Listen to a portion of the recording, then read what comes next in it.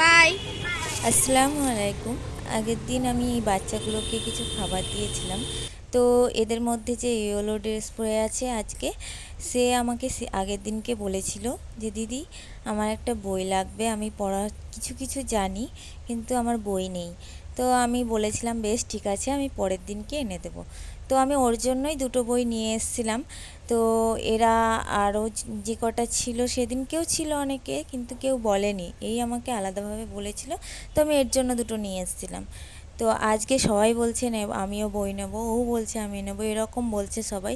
তো আমি বললাম ঠিক আছে পরের দিনকে আমি এনে দেবো, সবার জন্য একটা একটা করে বই এনে দেবো, তোমরা অবশ্যই পড়াশোনা করবে।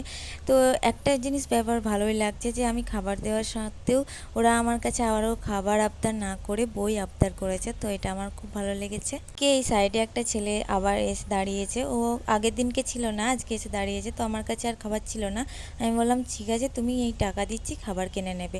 তো ও বললো না দিদি আমি বই নিতে এসেছি।